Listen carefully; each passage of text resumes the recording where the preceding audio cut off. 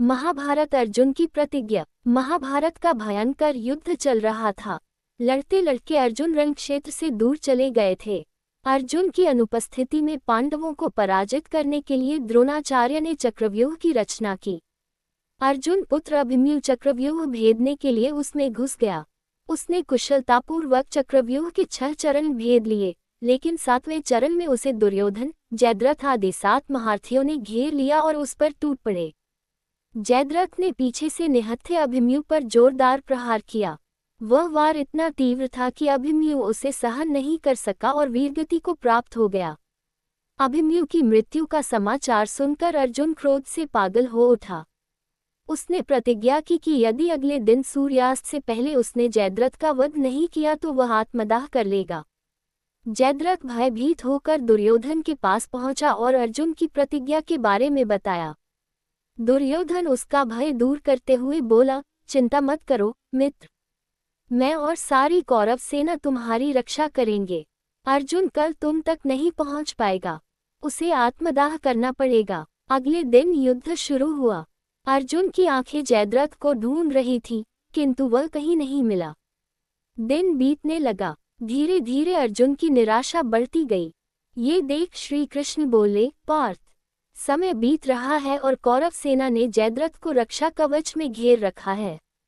अतः तुम शीघ्रता से कौरव सेना का संहार करते हुए अपने लक्ष्य की ओर बढ़ो। ये सुनकर अर्जुन का उत्साह बढ़ा और वह जोश से लड़ने लगे। लेकिन जयद्रथ तक पहुंचना मुश्किल था।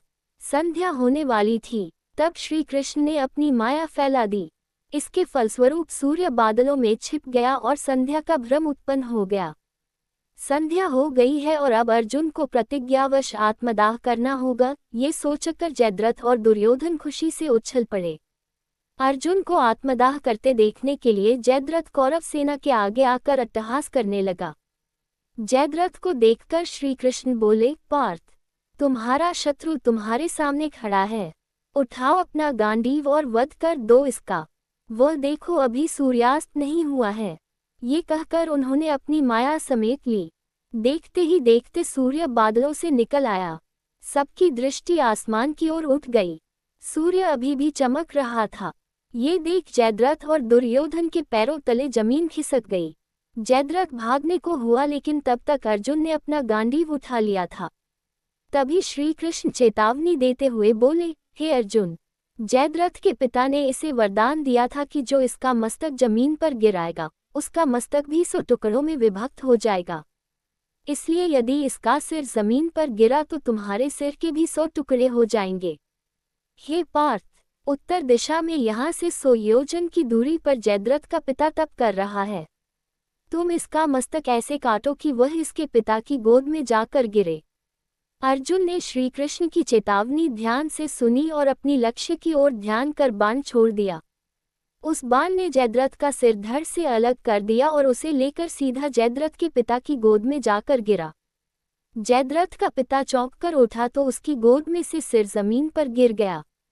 सिर के जमीन पर गिरते ही उनके सिर के भी 100 टुकड़े हो गए। इस प्रकार अर्जुन की प्रतिज्ञा पूरी हुई।